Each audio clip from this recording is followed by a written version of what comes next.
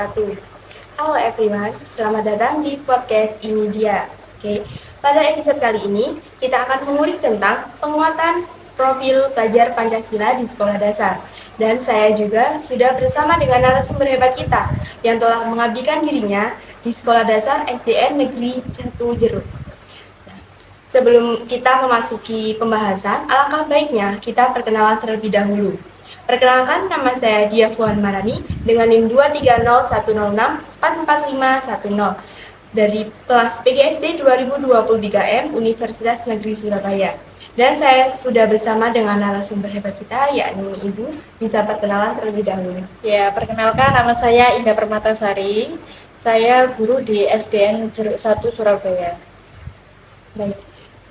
Kita di sini akan membahas tentang konsep kebinekaan global, konsep beriman dan bertakwa kepada Tuhan Yang Maha Esa, serta berakhlak mulia, konsep kemandirian, konsep gotong royong, konsep berpikir kritis, dan konsep kreativitas dalam pendidikan Pancasila. Nah, kita langsung saja memasuki sesi pembahasannya. Baik Ibu, kita langsung saja ya. Ibu bisa dijelaskan apa yang membuat Ibu tertarik untuk menjadi seorang guru di sekolah dasar? Ya, kalau menurut saya pribadi, mengabdikan diri di dunia pendidikan itu kan merupakan dedikasi. Dedikasi sebagai amal, kemudian kita juga mencerdaskan anak-anak bangsa supaya kedepannya Indonesia juga makin menjadi negara yang maju seperti itu. Nah, Ibu, selama mengajar ini kan pastinya ada tantangan-tantangannya. Iya. Bisa Ibu ceritakan sedikit apa tantangan-tantangan yang telah Ibu hadapi selama ini? Ya, setelah pandemi itu mungkin tantangannya makin terasa ya, menghadapi anak-anak Gen Z saat ini yang mereka sudah mengerti apa itu ponsel, apa itu game online. Jadi kalau menurut saya tantangannya ya menggerakkan anak-anak ini supaya mereka ini mau peduli dengan lingkungannya, mau peduli dengan temannya, supaya tidak individual. Karena mungkin kalau kita tahu anak yang suka game online itu pasti dia sukanya menyendiri, seperti itu. Kalau boleh tahu Ibu menjadi seorang guru ini sejak kapan? Saya menjadi seorang guru sejak tahun 2017. Berarti udah lama sekali. Ya, udah sekitar 5 tahun lebih, 6 tahunan. Kita membahas tentang P5 Ibu. Ya. Apakah di kelas Ibu ini saat melakukan P5 ada tugas proyek? Iya, kebetulan di kelas saya, di kelas 2 itu ada tugas proyek untuk P5-nya. Boleh dijelaskan proyeknya itu apa saja? Untuk kemarin proyeknya yang pertama itu pembuatan dengan media percik, teknik percik. Jadi teknik percik itu anak-anak menggambar di kertas, bisa ada beberapa juga yang menggambar di kain atau di tote bag itu polos, kemudian ditempel sebuah gambar, bisa dari bentuk daun atau bentuk-bentuk yang mereka suka seperti Hello Kitty atau Mickey Mouse. Kemudian nanti diberi percikan-percikan dari bantuan sisir sama sikat gigi. Seperti itu. Yang kedua, anak-anak juga bikin proyek P5 dari kertas-kertas yang sudah dipakai, contohnya kayak koran, buku-buku LKS yang zaman dulu itu mereka sobek-sobek kecil-kecil, kemudian mereka rendam dengan air hingga menjadi bubur kertas, kemudian dicampur dengan lem Raja Wali, dibentuk jadi kotak pensil, kemudian mereka hias. Jadi supaya mereka lebih suka dengan kotak pensil tersebut. Sebenarnya masih bisa digunakan sebagai kayak kotak tisu seperti itu. Cuman anak-anak lebih memilih untuk tempat pensil. Soalnya bisa dibawa setiap hari ke sekolah supaya bisa dipakai. Ini di pendidikan Pancasila kan ada materi tentang beriman, bertakwa kepada Tuhan Yang Maha Esa, dan berakhlak mulia. Nah, bisa Ibu jelaskan contoh siswa yang kayak sudah bisa menerapkan materi tersebut itu seperti apa? Contohnya contoh sepelehnya aja ya Mbak ya. Contoh kecilnya seperti misalkan ketika mereka mau belajar itu mereka membaca doa karena kebetulan siswa saya juga satu kelas itu muslim semua, jadi kita ajak untuk mengucapkan, melafalkan doa akan mulai belajar seperti itu. Nanti setelah belajar kita juga membaca doa setelah belajar dan akan pulang seperti itu. Nah, untuk materi tersebut, apakah ada metode khusus saat pembelajaran? Metode khusus ya itu tadi supaya anak-anak lebih semangat dalam melafalkan. Jadi kita buat siapa yang berdoanya paling bagus, nanti anak-anak bisa memimpin di depan secara bergiliran supaya anak-anak lebih semangat dalam melafalkannya. Kita lanjut ke materi yang kedua, yakni kebinekaan global. Bisa dijelaskan sedikit Ibu, apa yang Ibu jelaskan kepada anak-anak tentang materi kebinekaan global? Materi kebinekaan global berarti tentang persatuan Indonesia seperti itu ya. Sebenarnya untuk kelas 2 sendiri itu belum sampai ke materi tersebut. Cuman kemarin siswa kelas 2 kan diminta untuk konser keyboard. Itu saya mengajarkannya dengan cara mereka tampilnya menggunakan kostum budaya. Kebetulan kelas kami mengambil tema budaya etnik dari Papua. Jadi mereka menggunakan pakaian Papua lengkap dengan topinya, aksesorisnya, dengan gelang dan kalungnya. Mereka juga menghafalkan lagu yang dari Papua, yang kurang biangku. Mereka juga menarikan tarian dari Papua juga seperti itu. Akhirnya saya mengenalkan apa itu rumah Hunai, rumah dari Papua, apa itu bajunya orang Papua seperti itu, baju koteka ya. Supaya mereka lebih mengerti. Bisa menjelaskan manfaat dari materi kebinekaan global itu bagi siswa seperti apa? Kalau menurut saya pribadi, manfaatnya kebinekaan itu supaya mereka lebih menghargai. Kenapa harus ada perbedaan? Kenapa di Indonesia bagian timur dan bagian barat itu berbeda? Walaupun perbedaannya itu tidak signifikan, cuman kita kan tetap harus menghargai seperti itu. Baik, untuk materi ketiga yakni tentang kemandirian. Nah, apakah Ibu telah menjelaskan materi kemandirian kepada anak kelas 2? Sudah tentang kemandirian. Ya, bisa dijelaskan seperti apa itu kemandirian? Kalau kemandirian sendiri, saya meminta anak-anak juga untuk mandiri atas dirinya sendiri. Contohnya dengan cara mereka bertanggung jawab atas barang-barang yang mereka miliki. Jadi anak-anak itu di kelas punya map masing-masing yang dikumpulkan di dalam kelas. Kemudian di situ ada isinya alat tulis, ada isinya untuk tugas-tugas mereka, portofolionya mereka juga ada. Nah, mereka ketika menggunakan nanti kalau sudah dikembalikan lagi ke tempatnya dan harus diletakkan lagi di atas meja seperti itu supaya tidak saling menggantungkan ke temannya, misalkan minta tolong titip ini dikasihkan ya seperti itu. Untuk mengurangi hal-hal yang seperti itu makanya anak-anak kita latih mandiri untuk menjaga barang-barangnya sendiri. Untuk materi kemandirian ini apakah ada proyek?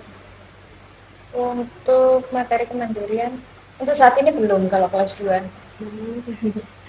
Baik, kita lanjut ke materi yang keempat, yakni gotong royong.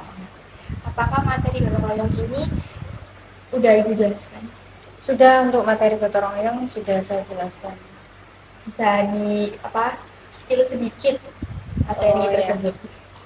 Untuk materi gotong royong kemarin yang sudah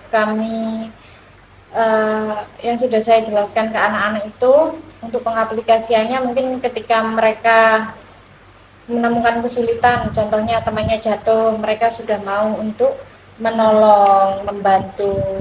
Kemudian mereka sudah peduli terhadap temannya. Misalkan temannya sakit perut, tapi teman-temannya yang lain itu mencoba mencari saya ketika saya tidak ada di kelas untuk menyampaikan bahwa temannya ini sakit perut, segera ditolong seperti itu. Apakah ada proyek khusus untuk materi gotong royong? Proyek khususnya untuk gotong royong saat ini masih belum.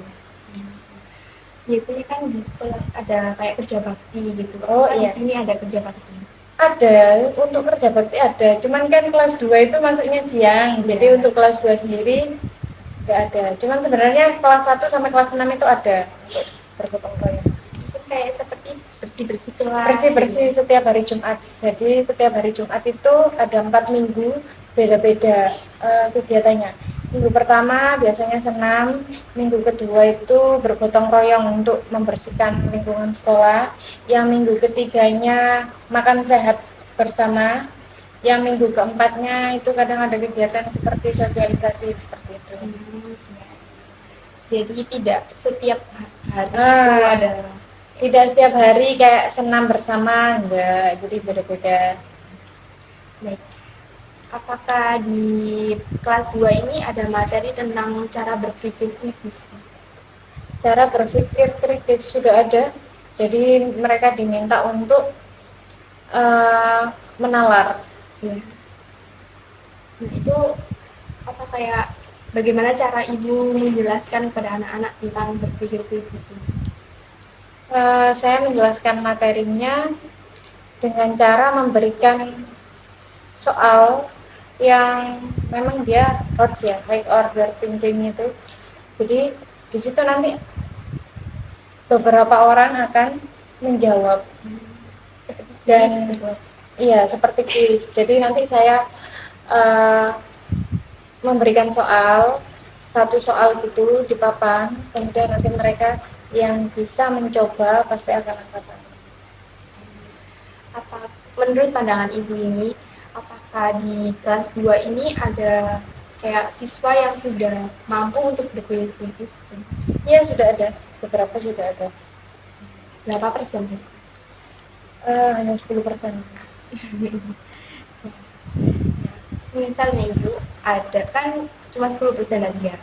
Misal ada anak meskipun sudah dikasih materi tentang berpikir kritis tapi masih belum bisa untuk berpikir kritis. Mungkin ada langkah lain dari ibu untuk kayak mengubah anak tersebut supaya bisa mengerti bagaimana cara berpikir kritis.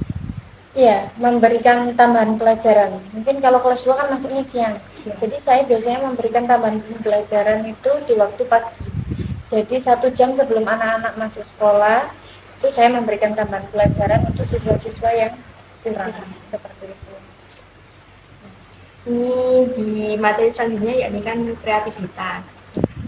Nah, anak-anak itu kan pasti didorong untuk kreativitas sejak dini supaya bisa kreativitas di masa yang akan datang. Dan bagaimana sih ibu cara mendorong seorang anak ini supaya rasa kreativitasnya itu tinggi?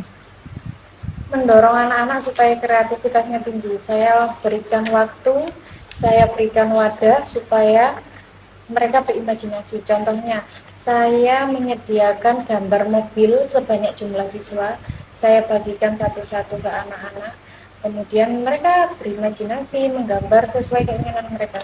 Jadi kalau kita tahu mungkin mobil itu ya warna hitam, putih, merah, kuning ya, tapi mereka bisa gambar mobil itu seperti pelangi, dibentuk awan, mobilnya dibentuk kuda, seperti itu.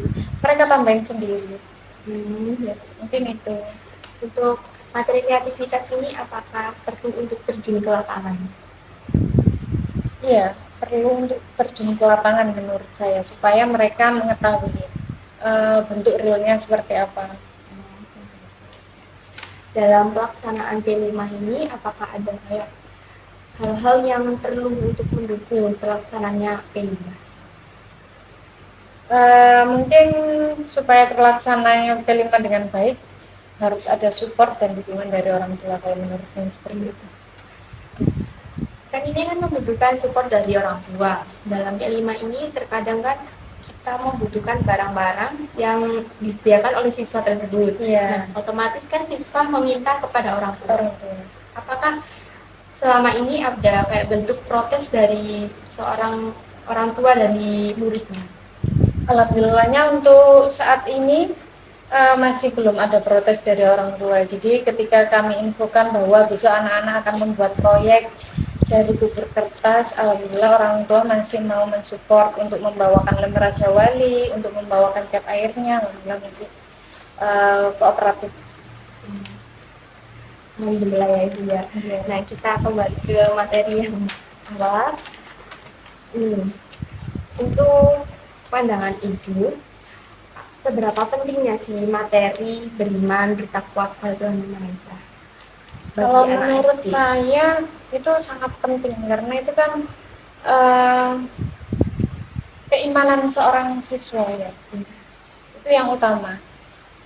Karena tanpa mereka tahu ilmu agama nanti mereka malah tersesat keliru jalannya seperti itu. Maka dari itu ya saya tekankan juga bagi yang eh, muslim itu harus menjalankan sesuai agamanya. Yang non muslim juga harus menjalankan sesuai agamanya seperti itu. Apakah di sini diterapkan kayak sholat jamaah? Iya ada. Di sini ada sholat zuhur berjamaah, ada sholat duha berjamaah. Kemudian kalau setiap Rabu pagi itu ada kegiatan membaca Asmaul Husna bersama. Jadi nanti setelah membaca Asmaul Husna biasanya dilanjutkan dengan membaca surat-surat pendek, surat untuk kedua orang tua seperti itu. Ini untuk yang membaca Asmaul Husna ini itu bersama satu sekolah apa cuma satu kelas? Itu bersama-sama secara satu sekolah. Jadi mulai dari kelas 1 sampai kelas 6 kemudian dipandu atau dipimpin oleh 3 orang anak dari kelas 3, 4, dan 5 seperti itu. Apakah itu untuk manfaatnya materi ini itu bagi siswa itu apa sih yang beriman bertakwa? Menurut saya sangat bermanfaat sekali dan sangat berpengaruh sekali karena dengan anak yang mempunyai ilmu agama itu dia tanpa kita dorong mereka sudah terketuk hatinya.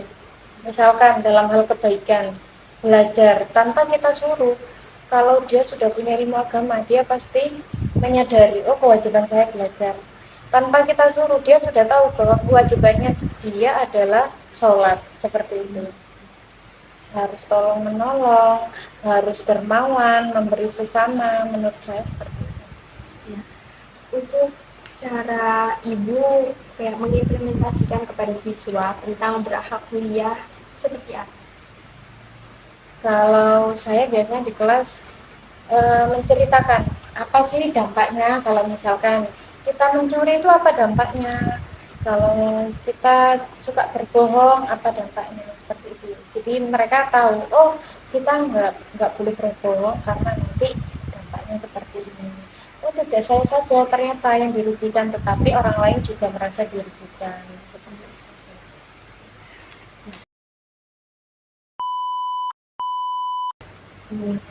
Apakah dalam materi kemandirian, apakah ada faktor yang mempengaruhi kemandirian dari seorang siswa? Kalau menurut saya faktor-faktor yang mempengaruhi kemandirian seorang siswa berdasarkan kegiatan-kegiatan dia di rumah. Kalau misalkan dia di rumah sudah terbiasa mandiri, mungkin di sekolah juga terbiasa mandiri. Seperti itu kalau menurut saya. Apakah seperti ini? Kemandirian kan tidak bisa cuma diajarkan di sekolah. Iya. Pastinya kan kayak di rumah, di lingkungan itu perlu. Nah, apakah dari ibu ini ada pemantauan gitu buat siswa saat di rumah gitu? Mungkin ada kerjasama sama orang tua. Oh gitu. Kalau untuk saat ini sudah berjalan 2 minggu, beberapa siswa saya kan sudah kelas 2, namun ada yang masih belum bisa baca sekitar 7 siswa. Itu saya berikan modul itu ada sekitar 25 halaman. Nah, kemudian saya bikin grup baca. Nantinya setiap malam jam 6 atau jam 7 mereka wajib setor ke saya video mereka untuk belajar membaca. Itu untuk kolaborasi antara siswa dan ibunya. Nah, jadi saya bisa memantau bahwa anak itu benar-benar berusaha untuk belajar membaca seperti itu. Jadi setiap malam mereka mengumpulkan video belajar membaca dari modul yang sudah saya berikan. Nanti di situ saya evaluasi bahwa anak ini sudah bisa melanjutkan membaca di halaman berikutnya atau harus mengulang di halaman tersebut. Karena kan kalau misalkan mereka masih belum lancar tuh, berarti kan mereka masih harus mengulang kembali. Apakah selama ini ada yang mengulang kembali? Ada dua anak yang memang dia memang agak sulit, jadi harus diulang selama 2 hari 3 hari baru dia bisa untuk melanjutkan ke halaman berikutnya. Dan proses itu apakah kayak dari orang tua ini ada keluh kesahnya? Alhamdulillah sampai hari ini orang tua masih eh, tidak ada komplain, dalam artian mereka mau membantu saya untuk belajar membaca di rumah, karena saya jelaskan dari awal bahwa ini saya bukan membebani orang tua harus ngajar anaknya, tetapi saya berikan kesadaran bahwa ini untuk kepentingan anaknya. Nanti kedepannya kalau misalkan anak ini bisa membaca, yang merasakan manfaatnya adalah anak tersebut, bukan saya ataupun orang tuanya, seperti itu. Jadi dari awal sudah saya berikan pemahaman seperti itu. Bagaimanakah Ibu dalam mengartikan kreativitas dalam konteks pembelajaran pendidikan Pancasila? Menurut saya untuk kreativitasnya anak-anak itu kita ajak untuk berpikir misalkan untuk kemarin kan yang dekat ada kejadian yang Palestina itu, anak-anak saya coba berpikir bagaimana kreativitas mereka kalau misalkan mereka ada di kondisi tersebut, atau bagaimana kalau misalkan mereka diminta tolong untuk menolong orang-orang yang ada di sana. Di situ muncul banyak jawaban, dan itu asli dari pemikiran dan kreativitas mereka. Ada yang sampai ingin pergi ke sana menyelamatkan bayi-bayi yang tertimpa, yang kena bom, seperti itu. Namanya anak-anak kan jawabannya out of the box ya. Nah, itu dalam kreativitas ini bagaimana cara menerapkan? Kayak apakah ada metode penerapan khusus buat kreativitas di SDN ini? Kalau sepengetahuan saya untuk menerapkan kreativitasnya dengan cara pada saat pembelajaran itu seperti itu. Kemudian di sekolah ini sendiri pun sering ada event seperti lomba menggambar, pesta siaga, seperti itu kan membutuhkan kreativitas juga. Untuk kayak kegiatan pesta siaga kemarin itu yang untuk anak kelas 2, mereka harus menyusun menara dari botol-botol bekas. Kemudian mereka juga harus membawa bola dari bantuan tali yang 4 orang anak. Itu kan memerlukan kekompakan, kreativitas, bagaimana caranya menyusun botol itu tadi jadi menara.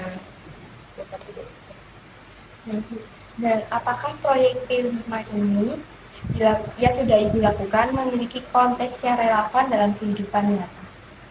Menurut saya sudah relevan, karena kalau di kelas saya sendiri kan menggunakan kertas-kertas bekas, dimana saat ini kan pasti ada seperti sampah-sampah kertas bekas, buku-buku bekas di setiap rumah kan pasti ada. Bagaimana cara kita mengolahnya? Nah, itu salah satunya dengan cara membuat kerajinan dari bubur kertas. Itu nggak cuma bisa dipakai sebagai kotak pensil, tapi bisa juga dipakai sebagai figuran, kotak tisu, seperti itu. Apakah siswa terlibat aktif dalam perencanaan kayak kegiatan-kegiatan film seperti tadi kreativitasnya? Iya, siswa terlibat aktif dalam pembuatan dan pelaksanaan P5-nya itu. Itu kan juga untuk membangun gotong royongnya, membangun kreativitasnya, membangun pedulinya mereka dengan sesama teman-temannya, seperti itu. Apakah ada kayak siswa yang bandel gitu, nggak mau mengikuti P5? Alhamdulillahnya sampai saat ini walaupun ada anak yang bandel, tapi dia masih tetap ikut, karena kalau menurut saya P5 itu kan pembelajaran di lapangan, karena dia kan proyek langsung praktek, jadi anak-anak lebih menyukai ketimbang harus yang belajar monoton, belajar dengan buku, menulis saja atau membaca. Anak-anak lebih menyukai yang langsung praktek, bertemu dengan hal-hal yang konkret, itu anak-anak lebih menyukai. Bagaimana cara ibu kayak mengevaluasi atau memantau untuk memastikan P5 ini efektif penerapannya dalam mencapai tujuan pembelajaran? Pengalaman yang konkret. Nah, maksudnya nih kayak bagaimana cara ibu memantau kalau P5 ini tuh efektif dalam tujuan pembelajaran. Cara saya memantau ini efektif atau tidak seperti itu. Ya.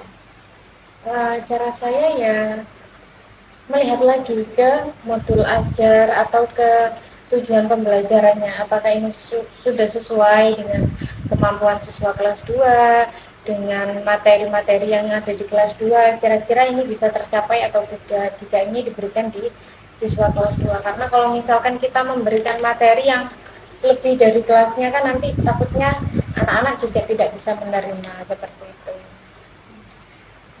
Bisa berbagi pengalaman yang konkret dalam merancang kegiatan P5 ini. Dalam merancang kegiatan P5 ini, untuk yang kemarin guru-guru kelas 2 itu ada KKG internal, jadi kita ada rapat gitu untuk menyatukan visi apa sih yang akan dilakukan di kelas 2 ini, seperti itu. Ternyata kita kemarin lebih memilih untuk budidaya yang bibir kertas dari limbah-limbah kertas itu. Ini kelas 2 kan terbagi beberapa kelas ya. Iya. Nah, apakah proyeknya ini semua sama atau tiap kelas berbeda? Untuk proyek P5-nya semua sama, karena kita kan ada KKG internal. Jadi KKG internal itu fungsinya untuk menyamakan materi, menyamakan persepsi, menyamakan alur pembelajaran, supaya nanti di kemudian hari itu kan ada ujiannya itu soalnya satu untuk semua kelas, seperti itu. Jadi supaya tidak miskomunikasi.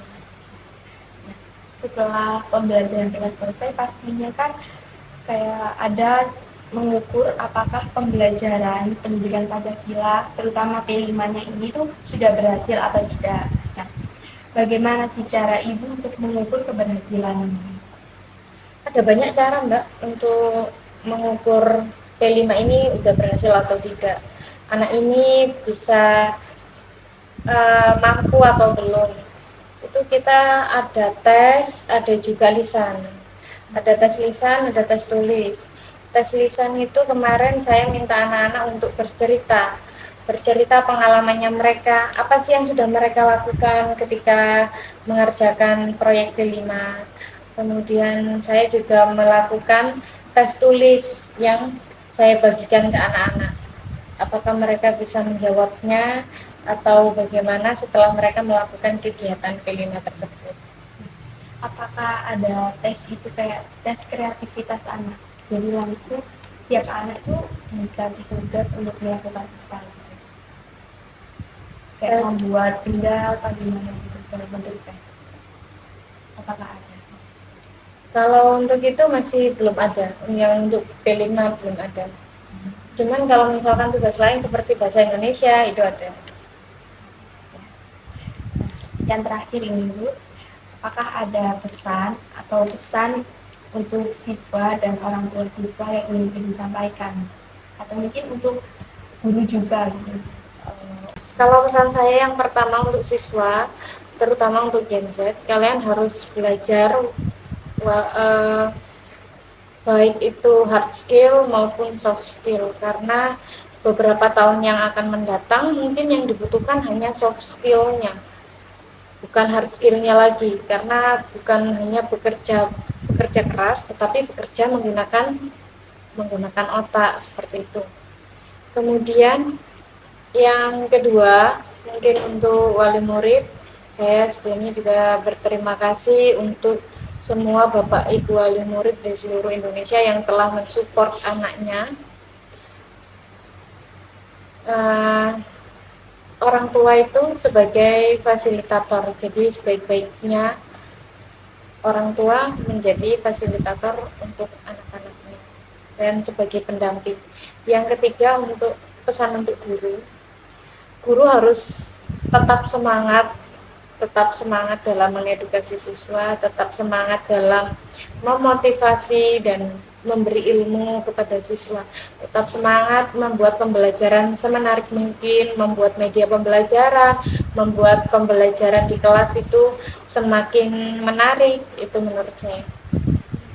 Baik, terima kasih ya Ibu. Nah, untuk sesi pembahasan kali ini telah selesai. Saya ucapkan terima kasih kepada Ibu telah meluangkan waktunya untuk sesi podcast kali ini. Nah, saya yakin teman-teman semuanya pasti bangga karena telah mendapatkan informasi-informasi tentang penguatan profil pelajar Pancasila. Demikian podcast kali ini yang telah membahas tentang penguatan profil pelajar Pancasila. Semoga yang ada di podcast ini bisa bermanfaat bagi kita semua. Saya Diafuan Marani undur diri dan terima kasih kepada semua guru yang telah membantu jalannya podcast kali ini. Dan mohon maaf apabila ada kata yang kurang berkenan di hati. Dan jangan lupa untuk like and subscribe video YouTube ini. Terima kasih, saya akhiri. Wassalamualaikum warahmatullahi wabarakatuh.